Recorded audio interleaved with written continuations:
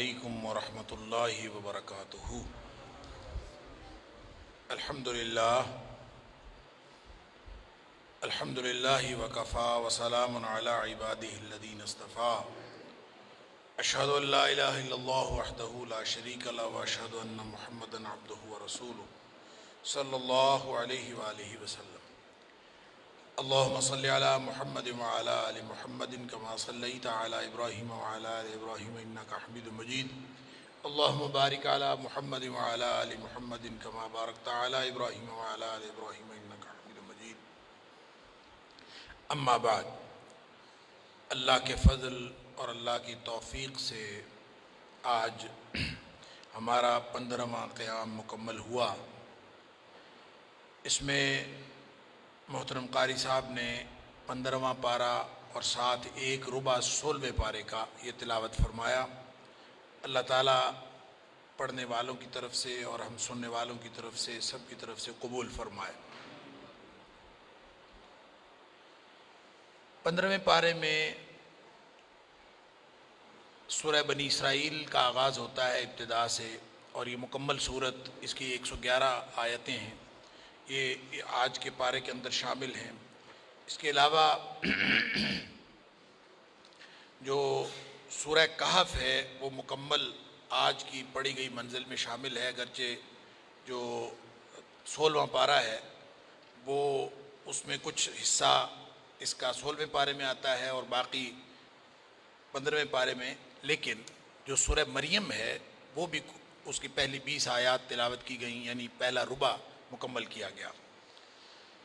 یہ جو تینوں صورتیں ہیں، سورہ کہف، سورہ بنی اسرائیل اور سورہ مریم، اس کے بارے میں بخاری شریف کی ایک حدیث میں نبی کریم صلی اللہ علیہ وسلم فرمایا کہ یہ جو تینوں صورتیں ہیں، انہن من العتاق الاول وہن من تلادی۔ اب یہ ایک نبی کریم صلی اللہ علیہ وسلم فرمان ہے کہ یہ عتاق اول میں سے ہیں اور میرے تلاد میں سے ہیں۔ تین صورتیں، سورہ بنی اسرائیل، تینوں جو آج پڑھی گئی ہیں، سورہ مریم مکمل نہیں ہوئی، شروع ہوئی، ان تینوں کے بارے میں آپ کا فرمان ہے، بخاری شریف کی حدیث۔ عتاق کہتے ہیں قدیم چیز کو، اور تلاد طالد کی جمع ہے، اس کا مطلب یہ ہوتا ہے کوئی قدیم مال جو بہت پرانا ہو۔ تو اس کا مطلب یہ ہے کہ یہ تینوں صورتیں ابتدائی زمانے میں نازل ہوئی ہیں، اور اسی لیے اس کے جو مضامین ہیں اس میں عقیدہ توحید خاص طور پر، اور پھر عقیدہ رسالت اور عقیدہ آخرت کے بارے میں بات کی گئی ہے، اور اس میں جو شبہات ہیں اہل کتاب کے ان کی بھی بات ہے، اور خاص طور پر جو مشرکین مکہ کے شبہات ہیں ان کا جواب دیا گیا ہے اور ان کا ابطال کیا گیا ہے۔ تو چونکہ بنی اسرائیل نام سے ظاہر ہے کہ یہ بنی اسرائیل کے بارے میں ہے، تو بنی اسرائیل چونکہ اس سے پہلے اپنے آپ کو وہی یہ سمجھتے تھے کہ ہم حق پر ہیں، اور آخری نبی کے انتظار میں ان لوگوں نے ہجرت کر کے یثرب کا رخ بھی کیا تھا کہ آخری نبی کے جائے ہجرت جو ہے وہ یہی شہر ہوگا، لیکن جب نبی کریم صلی اللہ علیہ وسلم تشریف لائے تو انہوں نے صرف اور صرف اپنی جو خاندانی چشمک تھی اور اپنی خاندانی رقابت کی وجہ سے اور اپنے حسد کی وجہ سے نبی کریم صلی اللہ علیہ وسلم کو پہچاننے کے باوجود انکار کر دیا۔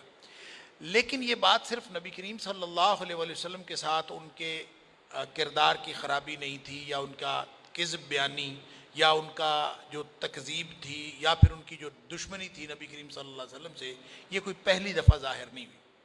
بنی اسرائیل کا کردار ہمیشہ سے یہی رہا ہے کہ یہ انبیاء کے ساتھ دشمن رہے ہیں، انہوں نے انبیاء کو قتل بھی کیا ہے، انہوں نے انبیاء کو بعض کو تو انہوں نے زخمی کیا، مارا، بعض کو انہوں نے ویسی تکذیب کی اور بعض کو قتل تک کر دیا۔ اور اللہ تعالیٰ نے سورہ بقرہ کے اندر بھی اس کا ذکر فرمایا ہے، سورہ مائدہ کے اندر بھی ذکر فرمایا ہے کہ بعض کو تو فریقاً تقتلون فریقاً تکذبون، بعض کو تو تم کرتے ہو تکذیب ہی کرتے ہو، بعض کو تو تم نے قتل تک کر دیا۔ یہ ان کا ایمان تھا اور یہ ان کا پورا کردار تھا۔ اس کردار کی وجہ سے اور جب اللہ تعالیٰ نے ان کو فضیلتیں عطا کی تھیں تو وہ فضیلتیں بھی ایسی تھیں کہ جہنم میں کسی اور کو عطا نہیں ہوئی۔ پھر جب یہ اللہ کے غضب کا شکار ہوئے ہیں تو پھر دنیا میں بھی یہ رسوائیاں ان کا مقدر ہوئی ہیں، اور آخرت کی رسوائی تو ابھی باقی۔ تو دنیاوی اعتبار سے اللہ کریم نے یہاں سورہ بنی اسرائیل کی ابتدا میں یہ فرمایا کہ یہ جو बनी इसराइल हैं, 2 दफ़ा इनके ऊपर हमारा वादा आ चुका है। इनको हमारा इनके साथ वादा था कि हम 2 दफ़ा तुम्हें उरूज देंगे, लेकिन अगर तुम बगावत करोगे तो फिर हमारा वादा पूरा होगा और तुम्हारे ऊपर जो है वो अल्लाह के अजाब का कोड़ा बरसेगा। एक दफ़ा अल्लाह के अजाब का कोड़ा बरसा, फिर दूसरी दफ़ा फिर इसी तरह हुआ। उनको कहा गया था इन अहसन तुम लिअन्फुसिकुम, अगर तुम अच्छा किरदार पेश करोगे तो अच्छा किरदार तुम्हारे अपने लिए ही होगा। व इन असा तुम फलाहा, और अगर तुम बुरा किरदार पेश करोगे तो वो तुम्हारे ऊपर ही पड़ेगा। फ़इज़ा जाअ वअदुल आखिरति लियसूअ वुजूहकुम वलियदखुलुल मस्जिद कमा दखलूहु अव्वल मर्रतिन वलियुतब्बिरू मा अलौ तत्बीरा। तो फरमाया जब दूसरी दफ़ा हमारा वादा आ गया तो फिर उसी तरह ये तबाह व बर्बाद हो। अब ये वादे कौन से हैं? तारीख़ में अगर देखें तो 3 बड़ी तबाहियाँ आई हैं बनी इसराइल पर नबी करीम सल्लल्लाहु अलैहि वसल्लम से पहले। आपके तशरीफ़ आवरी से कबल इनके ऊपर 2 बड़ी तबाहियाँ, बल्कि 3 बड़ी तबाहियाँ हैं। एक तो वो जो 712 कबल मसीह में कहते हैं, असल में बनी इसराइल की 2 रियासतें थी, एक को शुमाली रियासत कहते थे, एक जनूबी रियासत या यरूशलेम जिसको जो आजकल बैतुल मक़दिस है। तो ये 2 रियासतें थी, ये दोनों रियासतें मुख्तलिफ औक़ात में तबाह बर्बाद कर दी गई।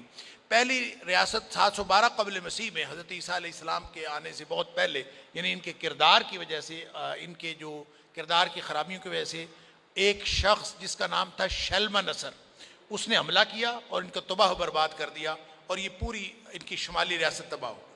फिर इसी तरह 586 कबल मसीह में, 586 कबल मसीह में एक बाबल का हुक्मरान था, बुख्त नसर जिसको कहते हैं, वो वहाँ से आया और उसने आके यरूशलेम की ईंट से ईंट बजा दी और वो सारे की सारी बस्ती और उसने तबाह बर्बाद कर दी। इनके लाशों में जो कह दीजिए कुश्तों के पुश्ते लगा दिए, लाशों के ढेर लग गए। और फिर बहुत सारे लाखों या हज़ारों जो ये बनी इसराइली थे, इनको ये भेड़ बकरियों की तरह हाँक कर बाबल ले गए और वहाँ जाके उसने इनको कैद कर दिया। एक अरसा तक वहाँ पे कैद रहे। बहरहाल उसके बाद ये एक अरसे बाद वहाँ से आए, हज़रत उज़ैर अलैहिस्सलाम ने आके इस शहर को दोबारा आबाद किया। बहरहाल ये एक 2 तबाहियाँ तो ये हो गई। एक तीसरी तबाही वो है जो हज़रत ईसा अलैहिस्सलाम के तशरीफ़ लाने के बाद जो 70 ईस्वी में टाइटस रूम का एक बादशाह था टाइटस। तो ये सारी चीज़ें तारीख़ के अंदर मौजूद हैं कि ये टाइटस रूमी ने फिर इनकी ईंट से ईंट बजाई और इनको तबाह बर्बाद किया। तो ये इनमें से कौन से 2 वादे हैं जिनको अल्लाह ताला यहाँ पे जिक्र फरमा रहा है?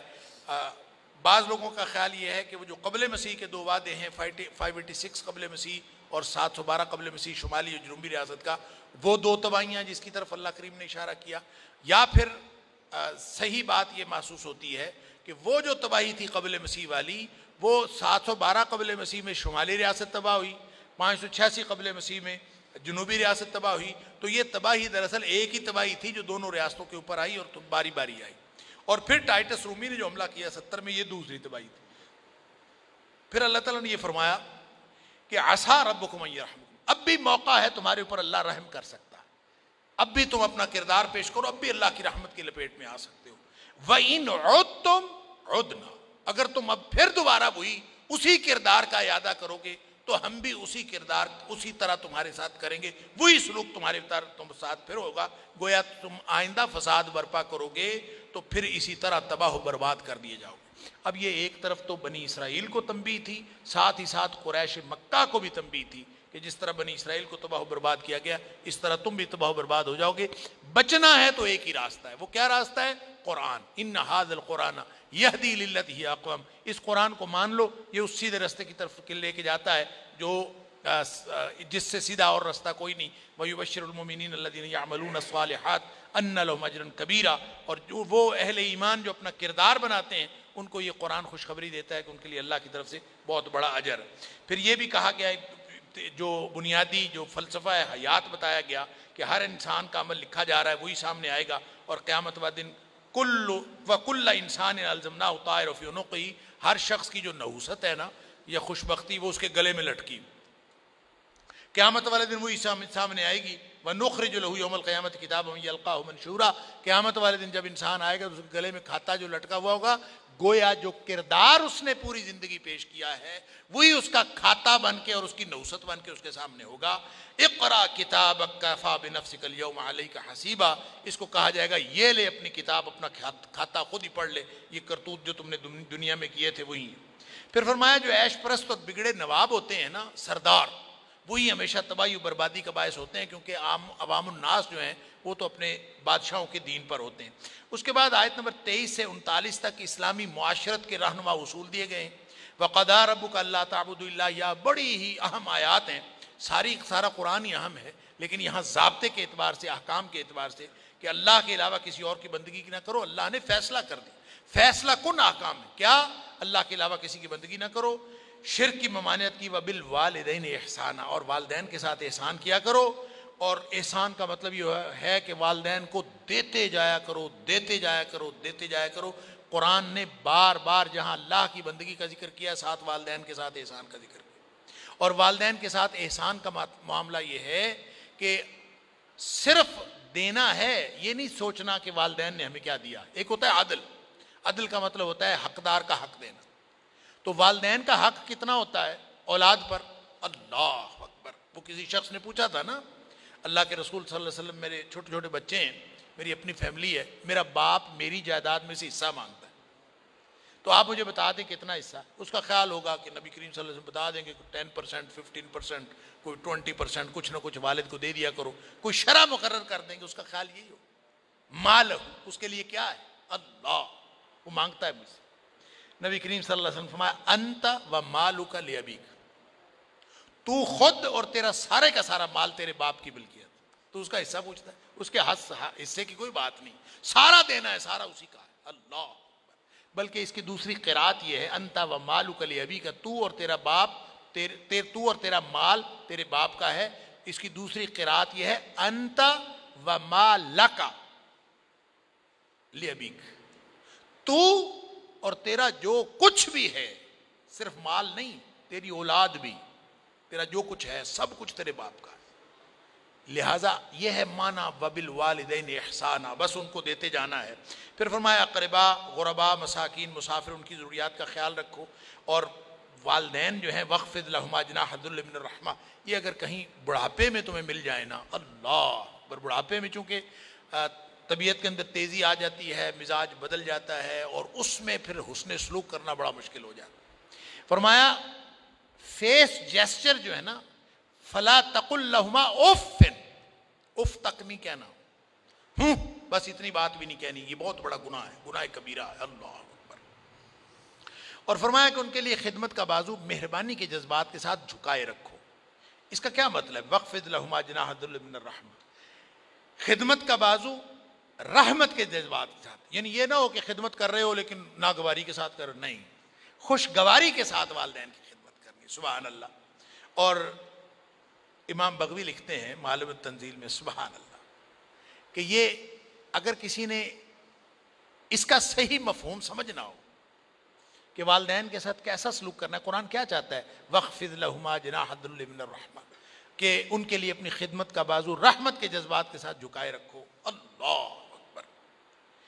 تو وہ فرماتے ہیں کہ جیسے خطا کار نوکر، وہ نوکر جس سے خطا ہو گئی ہو اور اس کا جو آقا ہے وہ سخت گیر ہو، یعنی انتہائی سخت گیر آقا ہو، اور نوکر بیچارے سے غلطی ہو گئی ہو، تو وہ اپنے آقا کے سامنے کیسے جائے گا؟ فرماتے ہیں والدین کے سامنے اس طرح جانا چاہیے، جیسے خطاکار نوکر جس سے گناہ ہوئے ہوئے غلطی ہوئی ہے اور ایک سخت گیر آقا کے سامنے جاتا ہے، اس طرح جانا چاہیے۔ اللہ تعالیٰ ہم سب کو والدین کی قدر کرنے کی توفیق عطا فرمائے۔ پھر فرمایا انفرادی اور اجتماعی اخراجات میں توازن و اعتدال ہونا چاہیے، نہ تو فضول خرچی کرو اور نہ ہی کنجوسی کرو، بلکہ جو ہے نا وہ درمیانہ رستہ جو ہونا چاہیے۔ اسی طرح سے رب جو ہے وہ رزق زیادہ دیتا ہے، کسی کو کم دیتا ہے۔ پھر بد کلامی اور بد اخلاقی کی ممانعت بھی کی ہے کہ زبان جو ہے اس کے اوپر بھی کنٹرول ہونا چاہیے۔ اسی طرح فرمایا کم وسیلہ افراد کی کفالت کرنی چاہیے، قتل اولاد کی ممانعت ہے، ولا تقتلوا اولادکم خشیۃ املاق، ایک پورا معاشرتی فلاح کا ایک پورا ضابطہ ہے۔ پھر جنسی انارکی کی مکمل روک تھام ہونی چاہیے، ولا تقربوا الزنا انہ کان فاحشۃ وساء سبیلا، ایک ایسا معاشرہ تشکیل دے دو جس میں کوئی بدکاری کے قریب بھی نہ جائے۔ اور فرمایا قریب بھی نہیں جانا۔ اب قریب بھی نہ جانے کا مطلب یہ ہے بد نگاہی بھی نہیں ہونی چاہیے، بد نظری بھی دراصل زنا کی طرف لے کے جاتی ہے۔ زبان سے کوئی لفظ انسان بولتا ہے وہ بھی بدکاری کی طرف لے کے جاتا ہے۔ نبی اکرم صلی اللہ علیہ وسلم نے فرمایا العینان تزنیان، پہلا زنا تو آنکھیں کرتی ہیں، پہلی بدکاری تو آنکھیں کرتی ہیں۔ زبان واللسان یزنی، زبان بدکاری کرتی ہے، ہاتھ بدکاری کرتے ہیں، اور ساری بدکاری ہو چکی ہوتی ہے، اور جو شرمگاہ ہے وہ تو اس کی ہوئی بدکاری کی یا تصدیق کرتی ہے یا تکذیب کرتی ہے۔ اللہ اکبر، لہٰذا ان کے قریب بھی نہیں جانا۔ پھر فرمایا کہ بغیر کسی وجہ کے کسی کو قتل نہ کرو، ولا تقتلوا النفس التي حرم اللہ الا بالحق۔ اسی طرح فرمایا یتیم اور معذور افراد کے مال کا تحفظ کا انتظام ہونا چاہیے، ولا تقربوا مال الیتیم الا بالتي هي احسن، یعنی پورا ایک ضابطہ ہے۔ پھر وعدے کی پابندی ہونی چاہیے، ان العہد کان مسئولا، وعدہ پوچھا جائے گا۔ تجارتی خیانت کی ممانعت ہے، واوفوا الکیل اذا کلتم وزنوا بالقسطاس المستقیم، لینے دینے میں بالکل ایگزیکٹ کوئی خیانت نہیں ہونی چاہیے، کسی بھی طرح کی تجارت کے اندر خیانت نہیں ہونی چاہیے، بددیانتی نہیں ہونی چاہیے۔ پھر فرمایا ولا تقف ما لیس لک بہ علم، ایک تو اس کا معنی یہ ہے کہ جھوٹ کے پیچھے نہ چلو، ولا تقف ما لیس لک بہ علم، جس بات کا پتہ نہیں ہے اس کے پیچھے نہ چلو۔ اور اس کا معنی پتہ کیا ہے؟ جب آپ معاشرتی لیول پہ دیکھتے ہیں، یہ ویسے تو انفرادی سطح پہ ٹو لگانا بھی اس کا معنی ہوتا ہے، بدگمانی کرنا بھی، جہالت پر عمل کرنا، ساری اس میں آ جاتی ہیں، لیکن معاشرتی لیول پر اس کا مطلب کیا بنتا ہے؟ ولا تقف ما لیس لک بہ علم، کہ جس بات کا پتہ نہ ہو اس کے پیچھے نہ جایا کرو، گویا بے مقصد تعلیم حاصل نہ کرو۔ تو جو بے مقصد نظام تعلیم ہے اس کی ممانعت کی گئی ہے، متکبرانہ طرز زندگی کی ممانعت کی گئی ہے کہ اکڑ کے چلنے کا کیا مطلب ہے، سب کچھ اللہ کا بنایا ہوا ہے۔ وَلَا تَمْشِ فِي الْأَرْضِ مَرَحًا، نہ تو آسمان کو پھاڑ سکتا ہے، نہ تو پہاڑوں سے اوپر بلند ہو سکتا ہے، تو ہے تو جتنا اتنا ہی رہنا ہے، تو اکڑ کے چلنے کا فائدہ کیا ہے؟ اللہ وَلَا تَمْشِ فِي الْأَرْضِ مَرَحًا، اکڑنے کا مطلب کیا ہے؟ آگے آیت نمبر 40 سے 77 تک مشرکین کے اعتراضات کا جواب دیا گیا ہے۔ اسی طرح ابتدائی آفرینش تکریم انسانیت کی بات کی گئی ہے کہ اللہ تعالیٰ نے انسان کو جو ہے وہ تکریم عطا فرمائی، وَلَقَدْ كَرَّمْنَا بَنِي آدَمَ وَحَمَلْنَاهُمْ فِي الْبَرِّ وَالْبَحْرِ، اللہ تعالیٰ نے بنی آدم کو تکریم دی ہے۔ یہ تکریم دو طرح کی ہے، ایک عمومی تکریم ہے، ہر انسان چاہے وہ کافر ہے چاہے وہ مسلمان ہے، اللہ نے اس کو اشرف المخلوقات بنایا ہے، وہ ساری مخلوقات سے ایک عزت اور تکریم رکھتا ہے۔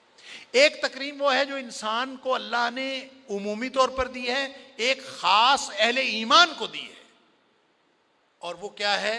ان اکرمکم عند اللہ اتقاکم، جو سب سے زیادہ متقی ہوگا، باطنی اور ظاہری طور پر کردار پیش کرے گا، وہ سب سے زیادہ ہوگا۔ اس کے علاوہ توحید کے دلائل دیے گئے ہیں۔ پھر فرمایا کہ جو غلبہ ملے گا وہ بذریعہ قرآن اور نماز ملے گا، آیت نمبر 78 سے 100 تک یہی مضمون ہے۔ پھر اس کے بعد قریش مکہ کے اصل میں 3 سوال تھے جو نبی کریم صلی اللہ علیہ وسلم سے انہوں نے یہودیوں کے کہنے پر کیے تھے۔ ایک سوال یہ تھا کہ روح کیا ہے، ایک یہ تھا کہ اصحاب کہف کون تھے، اور ایک یہ تھا کہ ذوالقرنین کون تھا۔ تو 2 سوالوں کے جواب اللہ کریم نے سورہ کہف میں دیے ہیں، اور ایک سوال کا جواب یہاں وَيَسْأَلُونَكَ عَنِ الرُّوحِ آیت نمبر 85 ہے، سورہ بنی اسرائیل کی روح کے بارے میں سوال کرتے ہیں۔ قُلِ الرُّوحُ مِنْ أَمْرِ رَبِّي، آپ فرما دیجئے کہ یہ میرے رب کے حکم سے ہے۔ وَمَا أُوتِيتُم مِّنَ الْعِلْمِ إِلَّا قَلِيلًا، تمہیں اس کا بہت تھوڑا علم دیا گیا ہے۔ شاہ ولی اللہ علیہ الرحمہ کہتے ہیں، اور دیگر مفسرین نے بھی لکھا ہے کہ یہ جو کہا گیا نا وَمَا أُوتِيتُم مِّنَ الْعِلْمِ إِلَّا قَلِيلًا، تمہیں روح کا علم نہیں دیا گیا، یہ یہودیوں کو کہا گیا تھا، یا کفار مکہ کو کہا تمہیں علم نہیں دیا گیا۔ سوال یہودیوں کی طرف سے آیا تھا، ان کو کہا گیا تمہیں نہیں علم۔ البتہ اس کا یہ مطلب نہیں ہے کہ اہل ایمان کو بھی علم نہیں، اہل ایمان کو علم دیا گیا ہے۔ لہذا شاہ ولی اللہ نے حجت اللہ البالغہ کے اندر بڑی اس کی تفصیل لکھی ہے کہ روح ایک لطیف چیز ہے۔ روح کے 2 حصے ہیں، ایک تو وہ حصہ ہے جس کا تعلق جسم کے ساتھ ہے، ایک جسمانی روح ہوتی ہے، نسمہ اس کا نام ہے، جو انسان کے اندر حرکت کا باعث ہوتی ہے، انسان کے اندر حرارت کا باعث ہوتی ہے، جس سے زندگی کا باعث ہوتی ہے، اور ایک اوپر سے ایک آسمانی نقطہ، ایک نورانی نقطہ ہے جو اللہ تعالیٰ جو آسمانی مخلوق ہے وہ آ کے انسان کے جسم کے ساتھ متصل ہوتی ہے جب انسان کی زندگی، جو اللہ تعالیٰ فرماتا ہے فَنَفَخْتُ فِيهِ مِن رُوحِي، میں نے آدم کا پتلا بنایا پھر اس کے اندر میں نے اپنے روح پھینکو۔ وہ جو روح اوپر سے آتی ہے وہ ایک قوت ملکیہ لے کر، ایک فرشتوں جیسی ایک خصوصیت لے کے آتی ہے، اس روح کی فطرت کے اندر راستی اور سچائی اور دیانتداری ہے۔ اگر اس کا غلبہ ہو جائے انسان کے جسم پر تو انسان سچائی کی طرف چل پڑتا ہے، اگر وہ مغلوب ہو جائے انسان کی جسمانی طاقت جو قوت بہیمیہ ہے اس کا غلبہ ہو جائے تو انسان حیوانوں جیسا بن جاتا ہے۔ بس پوری زندگی اسی بات کا امتحان ہے کہ انسان اپنی زندگی کو بیلنس کیسے کرتا ہے۔ بہرحال اس کے بعد اعجاز القرآن ہے، آیت نمبر 88, 88 اور 89 میں اللہ تعالیٰ نے فرمایا جنوں انس سارے مل کے اس قرآن جیسا ایک قرآن لا کے دکھا دو اگر تم سمجھتے ہو کہ یہ خود ساختہ ہے. سبحان اللہ. یہ چیلنج اللہ تعالیٰ نے قرآن میں کئی جگہ پہ دیا. پھر انبیاء کے بشر ہونے کی فیصلہ کن حکمت یہاں فرما دی آیت نمبر 94 اور 95. ایک اعتراض وہ ہر دور کے مشرکین نے کیا, معاندین نبوت نے کیا کہ بھئی فرشتہ کیوں نہیں نازل ہوتا؟ اگر اللہ نے کوئی نبی بنا کے بھیجنا ہی تھا تو فرشتہ بھیج دیتا. تو اللہ تعالیٰ نے ہر جگہ پہ کوئی نہ کوئی جواب دیا ہے, لیکن یہاں پہ یوں کہہ لیجئے فیصلہ کن حکمت. فرمایا یہ بتاؤ کہ نبی آتا ہے ہدایت کے لیے, تو ہدایت کس کی مقصود ہے؟ انسانوں کی. تو انسانوں کی ہدایت جب مقصود ہے تو نبی انسان ہی ہوگا نا. اگر یہاں فرشتے رہتے ہوتے تو اللہ تعالیٰ فرشتے کو نبی بنا کے بھیج دیتا. یہاں چونکہ انسان قل لو کان فی الارض ملائکۃ یمشون مطمئنین لنزل علیہم من السماء ملکا رسولا. اگر زمین میں فرشتے رہتے ہوتے تو آسمان سے فرشتہ رسول بنا کے بھیج دیتے. چونکہ یہاں پہ انسان بستے ہیں اس لیے ایک بشر کو ہی بھیجا ہے. اس کے بعد اس سورت کے آخر پہ قل ادعوا اللہ وادعوا الرحمن, بڑی اہم آیات ہیں کہ اللہ کو پکارو چاہے رحمان کو پکارو, جس کو بھی پکارو گے. اللہ کے اچھے اچھے نام ہیں. اصل میں مشرکین کو اللہ کا تو کچھ تعارف تھا, رحمان کا کوئی تعارف نہیں تھا. جب نبی کریم صلی اللہ علیہ وسلم رحمان کی بات کرتے تو کہتے یہ کون؟ پھر وہ ایک اور اعتراض بھی کرتے تھے کہ ہمیں کہتا ہے ایک اللہ کو مانا کرو, کبھی کہتا ہے رحمان کو مانو, کبھی کہتا ہے رحیم کو مانو, کبھی کہتا ہے اللہ کو مانو. تو یہ خود تعدد کی بات تو خود کرتا ہے. یہ بھی اعتراض تھا ان کا. تو اللہ تعالیٰ نے فرمایا کہ یہ تو اللہ کے اچھے اچھے نام ہیں, تو رحمان کو پکارو, رحیم کو پکارو, اللہ کو پکارو, ایک ہی بات. یہ اللہ کے اچھے اچھے نام ہیں. ولا تجہر بصلاتک ولا تخافت بہا وابتغ بین ذلک سبیلا. البتہ بیلنس کے ساتھ دعوت ہونی چاہیے. اللہ کے ساتھ دعا کرو, نماز پڑھو تو اس میں بھی آواز جو ہے وہ ایک توازن کے ساتھ. آگے سورہ کہف ہے, اور جیسے میں نے عرض کیا کہ دو سوالوں کے جواب اللہ نے, جو قریش مکہ کے سوال, اصل سوال یہودیوں کے تھے, انہوں نے قریش مکہ کے تھرو کیے تھے. تو ذوالقرنین کون تھا, اصحاب کہف کون تھے؟ ان کا خیال تھا یہودیوں کا کہ اصل میں قریش مکہ جب وہ کوئی بات, جاہل لوگ تھے, یہ کوئی جواب نہیں پاتے تھے, تو یہودی مدینے کے وہ مشہور تھے کہ ان کے پاس بڑا علم ہے, تو یہ ان کے ساتھ مشورہ کرتے تھے. انہوں نے ان کو مشورہ دیا کہ اس سے یہ سوال کرو, اگر تو نبی ہوا تو جواب دے گا, اگر نبی نہ ہوا تو اس کو جواب آنا ہی کوئی. کہتے ہیں کہ یہ سورہ کہف پوری کی پوری نبی کریم صلی اللہ علیہ وسلم پر نازل ہوئی. انہوں نے سوال پوچھے, نبی پاک صلی اللہ علیہ وسلم, میں کل جواب دوں. کل وہی کوئی نہ آئی, 15 دن وہی نہیں آئی. اللہ, نبی کریم صلی اللہ علیہ وسلم انتظار کرتے رہے, وہی نہیں آئی. اللہ تعالیٰ نے فرمایا کہ جب بھی کبھی کوئی بات ہو ایسی تو کہہ دیا کرو انشاءاللہ کل بات کروں گا, اور اگر انشاءاللہ کہنا بھول جاؤ تو جب یاد آئے وذکر ربک اذا نسیت, جب بھول جاؤ تو جب یاد آئے اس وقت انشاءاللہ کہہ دیا, انشاءاللہ جب اللہ مجھے عطا فرمائے گا. سورہ کہف ہے کیا؟ سورہ کہف بنیادی طور پر ایمان اور مادیت کی کشمکش, اور اس میں پوری کہانی وہ جو اصحاب کہف کی کہانی ہے وہ بھی, ذوالقرنین کی کہانی بھی یہی ہے. اور بعض لوگوں کا خیال یہ ہے, بعض مفسرین کا خیال یہ سوال تیسرا جو تھا روح کے بارے میں نہیں تھا, تیسرا سوال موسیٰ علیہ السلام اور خضر علیہ السلام کے قصے کے بارے میں تھا, وہ بھی اس سورہ کہف کے اندر موجود ہے. بہرحال ان سارے قصوں کا حاصل کیا ہے؟ حاصل ہے امتحان. اللہ انسان دنیا میں امتحان کے لیے, اور آزمائش اللہ تعالیٰ کرتا ہے, اور آزمائش میں مادیت ہار جاتی ہے, روحانیت اور ایمان جیت جاتا ہے. یہ پوری سورت کے اندر یہی مضمون ہے. لہذا ابتدا تمہید ہے آیت نمبر 1 سے 8 تک, یا کہہ لیجئے 10 تک, اور اس کے بعد اصحاب کہف کا قصہ آیت نمبر 9 سے لے کر آیت نمبر 31 تک, وہ ایمان کی آزمائش ہے. پھر 2 ذمہ داروں کا قصہ ہے, وہ دولت کی آزمائش ہے, اللہ اکبر. پھر موسیٰ علیہ السلام اور خضر علیہ السلام کا قصہ ہے, وہ علم کی آزمائش, امتحان, ابتلا. پھر ذوالقرنین کا قصہ ہے, وہ اقتدار کی آزمائش, اور پھر آخر پہ اس کو کنکلیوڈ کیا گیا ہے. شروع میں تمہید, آخر میں کنکلیوڈ. یہ شروع اور آخر کیا ہے؟ نبی کریم صلی اللہ علیہ وسلم نے فرمایا کہ جو شخص اس سورت کی شروع والی 10 آیات یاد کر لے, ایک روایت میں ہے آخر والی 10 آیات یاد کر لے, وہ اوسیما من الدجال, وہ دجال کے فتنے سے محفوظ رہیں گے. اب اس کا مطلب یہ نہیں ہے رٹا لگا لے تو محفوظ رہے گا, نہیں, اس میں پالیسی ہے, اس میں حکمت ہے. پہلی 10 آیات ہوں یا آخری. البتہ علامہ البانی نے کہا ہے کہ صحیح بات یہ ہے کہ پہلی 10 آیت چلیں, پہلی سمجھ لیں. صحیح بات یہ ہے کہ آپ دونوں کو دیکھیں تو آپ کو مضامین کے اعتبار سے پہلی 10 آیات اور آخری 10 آیات ایک جیسی نظر آئے. دونوں میں عقیدے اور عمل کی بات ہوئی ہے اور پالیسی کی بات ہوئی. عقیدہ کیا ہے؟ یہاں پہلی 10 آیات میں فرمایا وَيُنذِرَ الَّذِينَ قَالُوا اتَّخَذَ اللَّهُ وَلَدًا، جو اللہ کا بیٹا قرار دیتے ہیں ان کو ڈراؤ.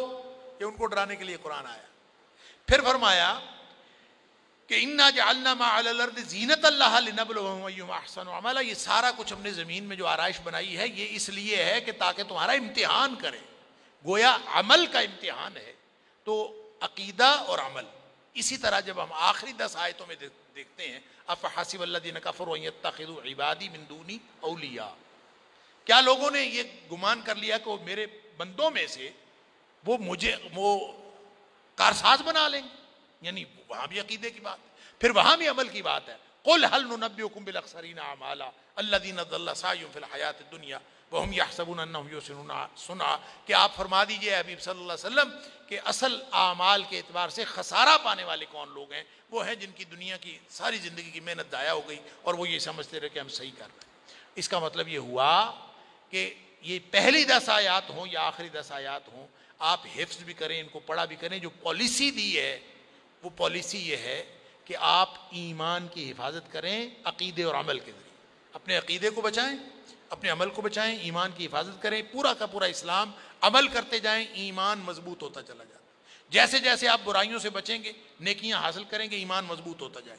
ایمان مضبوط ہوگا اور اپنا ہر معاملہ ایمان کی بنیاد پر کریں گے تو پھر آپ دجال کے فتنے سے محفوظ رہیں گے. ذاتی معاملہ بھی ایمان کی بنیاد پر ہو، باہمی معاملات بھی ایمان کی بنیاد پر ہوں. اب اصحاب کہف کی طرح ہم کسی غار میں جا کے تو پناہ نہیں لے سکتے.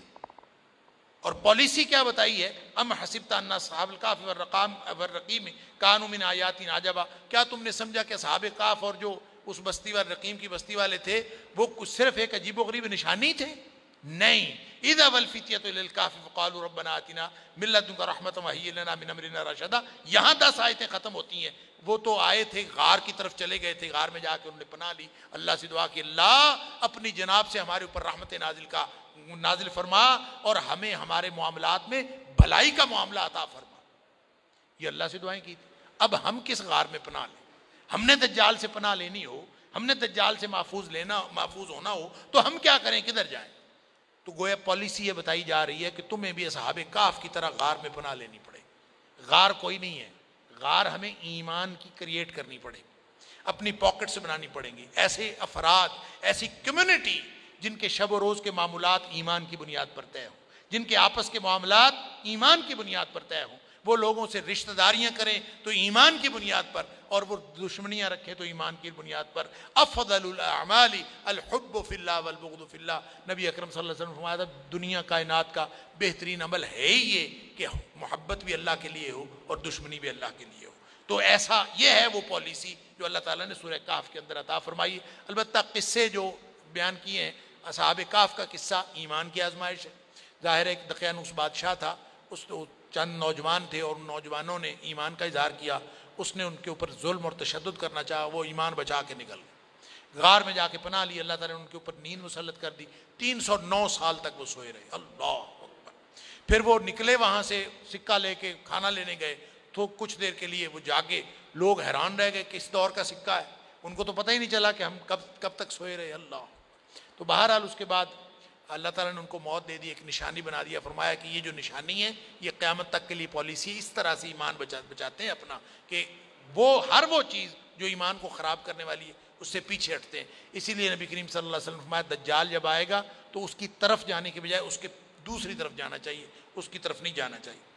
اسی طرح دوسرا قصہ جو ہے وہ اس میں 2 ذمہ دار بھائیوں کا ہے. ایک بہت امیر آدمی تھا، ایک غریب آدمی تھا. وہ امیر آدمی ہمیشہ تکبر بھی کرتا رہا، سب کچھ کرتا رہا. اس نے کہا مجھے یہ جو کچھ اللہ نے دیا موجیں کرائی ہیں، میں آگے بھی گیا میں موجوں کروں گا. تو ادھر بھی تو غریب ہے، تو آخرت میں غریب رہے گا، تجھے یہاں بھی کچھ نہیں ملا، آخرت میں کچھ نہیں ملے. اس نے کہا نہیں، اللہ تعالیٰ کی نے کچھ جو دیا ہے اس کا شکر کر. اس طرح خام خواہ ظلم نہ کر، اپنے آپ اپنا ظالم نہ، اپنا دشمن نہ بن ظلم کر. اس نے نہیں مانا.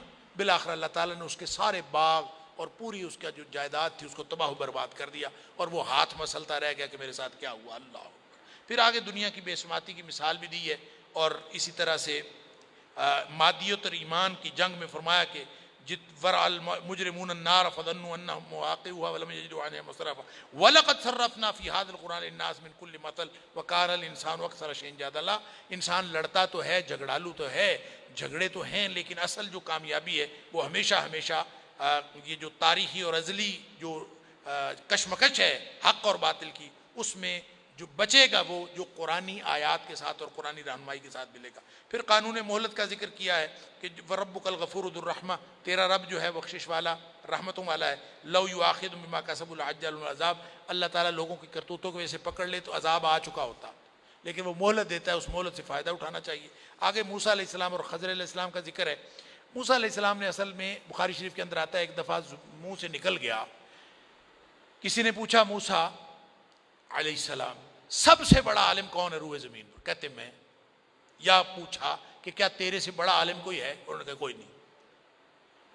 اب حضرت موسیٰ علیہ السلام نے یہ بات غلط نہیں کہی تھی، انہوں نے اسی حساب سے کہی تھی کہ جو نبی ہوتا ہے نا وہ اللہ کی طرف سے تشریعی علوم کا سب سے بڑا عالم ہوتا ہے. لہٰذا انہوں نے پوچھا تیرے سے بڑا عالم ہے تو تیرے سے بڑا نبی ہوگا تو کہیں گے نا ہے. انہوں نے کہا کوئی نہیں. تو اللہ تعالیٰ نے یہ دکھایا کہ وَفَوْقَ كُلِّ ذِي عِلْمٍ عَلِيمٍ، ہر جاننے والے کے اوپر کوئی نہ کوئی جاننے والا ہوتا ہے، اور اصل عالم الغیب تو اللہ کی ذات. لہٰذا اللہ تعالیٰ نے فرمایا موسیٰ فلاں جگہ جا، سمندر جہاں کے دو سمندر ملتے ہیں وہاں جا، وہاں تجھے ایک میرا بندہ ملے گا، پھر تجھے پتہ چلے گا کون عالم ہے بڑا. وہاں گئے، نشانی بتائی تھی کہ مچھلی جو ہے وہاں راستہ بنا کے سمندر میں چلی گئی. بہرحال وہاں گئے، اپنے خادم کو ساتھ لے لیا، ملاقات ہوئی. اس کو کہا کہ تو مجھے سکھا، تمہارے پاس جو علم ہے.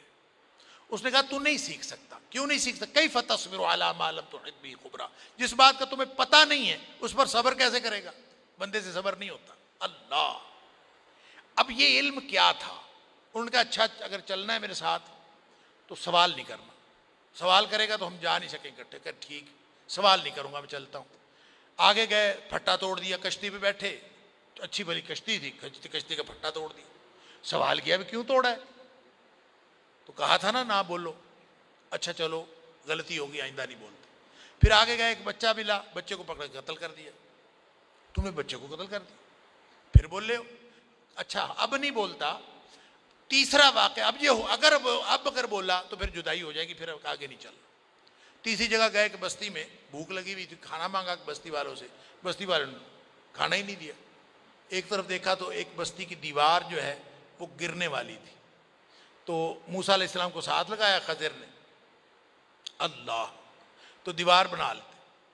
تو وہ گرنے والی دیوار اس کو ٹھیک کر کے بنا دیا، سیدھا کر کے تعمیر کر دیا. تو موسیٰ علیہ السلام نے کہا بھوکے ہیں، کھانا انہوں نے ہمیں دیا نہیں، دیوار ہم نے ان کی بنائی ہے، اجرت ہی لے لیں اس کی، مزدوری تو بنتی ہے نا، مزدوری تو لے لیں. ان کا دیکھا تھا، میں نے کہا تھا نا بولنا نہیں، تو پھر بول رہے ہو. یہ جدائی. بتا دیتا ہوں ہوا کیا. کشتی کا پھٹا اس لیے توڑا تھا کہ بادشاہ کشتیاں پکڑ رہا تھا. یہ بچے بیچارے، ان کی مزدوری لگی ہوئی تھی، وہ کشتی ان کی پکڑ لیتا، ان کی مزدوری کیسے بنتی. پھٹا اس لیے توڑا، سوراخ اس لیے کیا کہ تاکہ وہ عیب دار سمجھ کے کشتی کو چھوڑ دے، بچوں کی مزدوری لگی رہے. بچے کو جو مارا تھا وہ اس لیے کہ وہ بچہ اللہ کی مشیت میں یہ تھا کہ وہ والدین اس کے نیک تھے، لیکن وہ والدین کے لیے اچھا نہیں تھا، اس اچھے کردار کا بچہ نہیں تھا، اس لیے والدین کے لیے بدنامی کا باعث ہو سکتا تھا. اللہ کی تقدیر میں لکھا تھا، وہ اس کو اس لیے قتل کر دیا. پھر ساتھ یہ بھی کہا کہ میں نے اپنی طرف سے نہیں کیا، وما فعلت عن امری، یہ میں نے اپنی طرف سے نہیں کیا، مجھے اللہ نے کہا تھا تو میں نے اس لیے کیا. اور تیسرا جو دیوار تھی اس کے نیچے خزانہ تھا، وہ جو گرنے والی تھی، وہ نیک بچے جو ہیں تو ان کے والدین نیک والدین تھے اور وہ فوت ہو گئے. ان بچوں کا خزانہ اس کے نیچے تھا. بچے بھی چھوٹے تھے، بڑے ہو کے انہوں نے نکالنا تھا. اگر یہ دیوار گر جاتی وہ خزانہ لوگ کو یہ اٹھا کے لے جاتے، اس لیے اس کو دیوار کو بنایا کہ بچے بڑے ہوں گے تو وہ لے لیں. اور اس وہاں فرمایا کان ابوہما صالحا، ان کے والدین نیک تھے. اللہ اکبر. تو یہاں سے لوگوں نے یہ بات مفسرین لکھی ہے اور بڑی صحیح لکھی ہے کہ جن والدین کو اپنی اولادوں کی فکر ہوتی ہے نا، ان کو نیک بننا چاہیے. والدین نیک ہوں گے تو اللہ اولادوں کی حفاظت فرماتا ہے. صرف اولادوں کی حفاظت نہیں فرماتا، ان کے روزگار اور ان کے خزانوں کی حفاظت بھی کرتا ہے، ان کے مستقبل کی حفاظت بھی کرتا ہے. لہذا ہم جو ہر وقت اپنی اولاد کے لیے کرتے رہتے ہیں کہ اولاد نیک نہیں، اولاد کو فلاں مسئلہ، اولاد کو فلاں مسئلہ، ہم خود نیک نہیں. خود نیک ہوں گے تو اولاد نیک ہوگی. لہٰذا مسلے پہ بیٹھ جائیں, اپنی گناہوں کی معافی مانگیں تاکہ اولاد کو اللہ تعالیٰ ان کی حفاظت فرمائے. اللہ اکبر.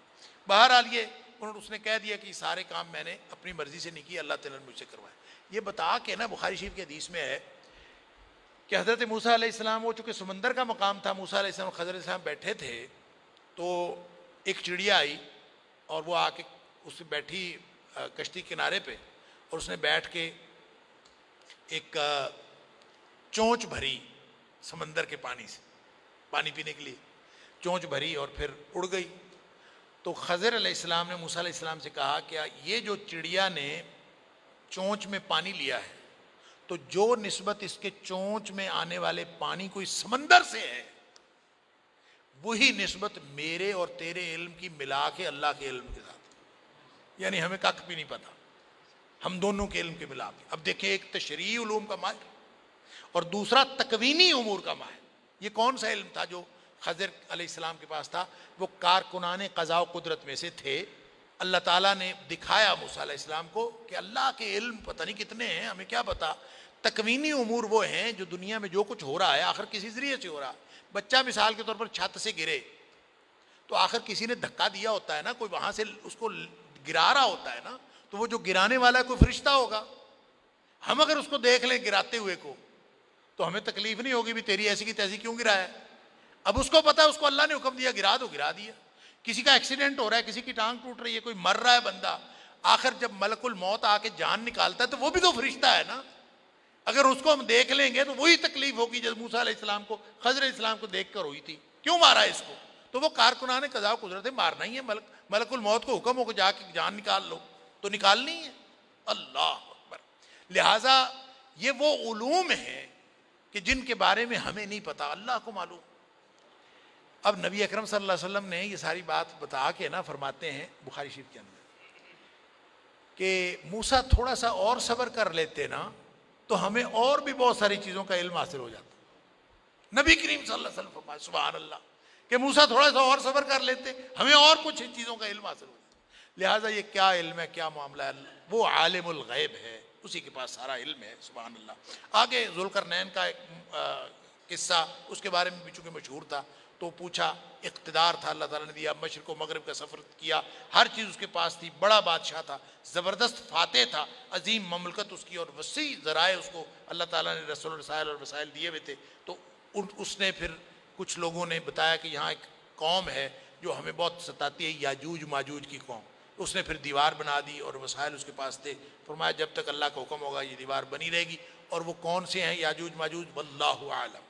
یہ قرآن کی متشابہات میں سے ہے. کہاں تھی دیوار, کون سی بنائی, اللہ کو معلوم ہے.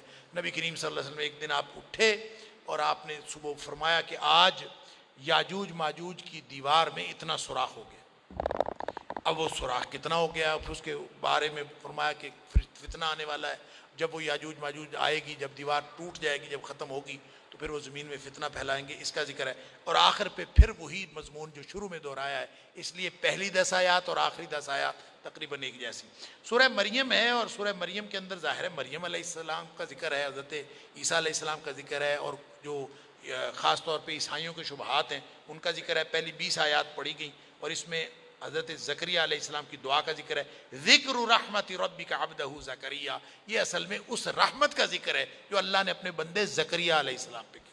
زکریہ علیہ السلام خالو تھے حضرت مریم علیہ السلام کے, اور مریم جو تھیں وہ ان کی کفالت میں تھیں, اس لیے کہ مریم کی والدہ نے منت مانی تھی کہ میرے پیٹ میں جو بچہ ہے یہ میں اللہ تعالیٰ کی بندگی کے لیے اس کو وقف کر دوں اور ہیکل کی خدمت کے لیے اس کو میں وقف کر دوں. تو جب وہ پیدا ہوا تو وہ بچی تھی, پہلے تو پریشان ہوئی, لیکن وہ اللہ تعالیٰ نے فرمایا کہ اللہ کو خوب پتہ ہے بچہ ہے کہ بچی, اور تو نے وقف کیا تو بس کر دیا, اور اللہ نے قبول کر لیا. تو وہ حجرے کے اندر رہتی تھی اور وہیں پہ حضرت مریم علیہ السلام کو حضرت زکریہ علیہ السلام نے پالا. اور پھر وہ یہ سورہ آل عمران کے اندر بھی ہم پڑھ رہے ہیں, مختلف جگہوں پہ ہے. حضرت زکریہ علیہ السلام نے جب دیکھا کہ اللہ تعالیٰ کے خاص عنایات ہوتی ہیں حضرت مریم پر, کیونکہ بہت ہی نیک خاتون تھیں اور ان کے اوپر جب بے موسم پھل بھی ان کے پاس آتے ہیں, مختلف چیزیں آتی ہیں, تو انہوں نے بھی دعا کر دی کہ یا اللہ میرے لیے بھی کوئی میرا بیٹا مجھے کوئی وارث ہی دے دے. سبحان اللہ. اور جب اللہ تعالیٰ نے فرما دیا کہ انا نبشرک بغلام اسمہ یحییٰ, بیٹا بھی دے دیا، نام بھی رکھ دیا، اس کا نام یا ہوگا۔ پھر پریشان ہو گئے، ربی انا یکون لی غلام وکانت امرتی آخر، کہ کیسے میرا بیٹا ہوگا، میں تو بڈھا ہوں اور بیوی میری بانجھ ہے۔ سبحان اللہ۔ وقد بلغت من الکبر عتیہ، بڈھا بھی میں ایسے آخری سٹیج پہ پہنچا ہوا بوڑھا ہوں۔ اللہ اکبر، لہذا کیسے ہوگا؟ قال کذالک قال ربک هو علی ہین، اللہ نے اسی طرح کہا، فرشتے نے کہا اللہ کے پاس، اللہ کے لیے بہت آسان ہے۔ سبحان اللہ، تو یہ کیا کر، سبحان اللہ، کہ صبح و شام اللہ کی تسبیح بیان کیا کر۔ جب اللہ کی تسبیح بیان کرو گے تو تیرے معاملات جو ہیں وہ سیدھے ہو جائیں گے اور اللہ تعالیٰ تمہیں عطا فرمائے گا۔ باہر اللہ تعالیٰ نے ان کو بیٹا عطا فرمایا۔ پھر آگے حضرت مریم علیہ السلام کا ذکر ہے کہ حضرت مریم کو اللہ تعالیٰ نے جب بیٹا عطا کرنا تھا حضرت عیسیٰ علیہ السلام، تو وہ جب حاملہ ہوئیں تو وہ بستی چھوڑ کے باہر نکل گئیں اور پھر اللہ سے دعائیں کرتی رہیں کہ یا اللہ، یا لیتنی مت قبل ھذا، میں اس سے پہلے مر گئی ہوتی۔ اللہ اکبر، وہ اپنے طور پہ پریشان تھی۔ پھر بہرحال اللہ تعالیٰ نے پانی کا، خوراک کا بندوبست کر دیا، نیچے سے پانی شروع کر دیا، اوپر سے جو پکی کھجوریں جو ہیں گرنے لگی، سارے انتظامات ہوئے، بچہ پیدا ہو گیا۔ اب پریشان ہے، میں لے کے جاؤں گی، بستی والوں کو کیا دکھاؤں؟ اللہ، اور اللہ تعالیٰ نے فرمایا کہ تو چل لیا، کوئی بات نہیں، جا کے ہم خود انتظام کر لیں گے۔ فَأَشَارَتْ إِلَيْهِ، تو بچے کی طرف اشارہ کر دینا، ہم خود کر لیں گے۔ وہ گئی، لوگوں نے کہا کہ تو عجیب خاتون ہے، تیرے ماں باپ، تیرا پورا خاندان بڑا اچھا تھا، تو نے کہا کیا کیا کیا؟ فَأَشَارَتْ إِلَيْهِ، انہوں نے بچے کی طرف اشارہ کر دیا۔ اللہ، اور بچے نے پھر جو ہے وہ گواہی دی۔ اللہ تعالیٰ نے یہ سارا اس کے اندر آگے سورہ مریم کے اندر یہ قصہ بیان کیا ہے، اور یہودیوں عیسائیوں کے شبہات خاص طور پر ان کا ازالہ فرمایا ہے اور ان کا جواب دیا ہے کہ اللہ نے حضرت مریم علیہ السلام کو بھی، حضرت عیسیٰ علیہ السلام کو بھی ایک مقام عطا کیا ہے، اور یہ معجزانہ پیدائش ہوئی ہے۔ یہودیوں نے اور طرح الزام لگایا اور عیسائیوں نے اور طرح اس کو غلط سمجھا، اور اللہ تعالیٰ صحیح عقیدہ رکھنے کی توفیق عطا فرمائے۔ وآخر دعوانا الحمدللہ رب العالمین۔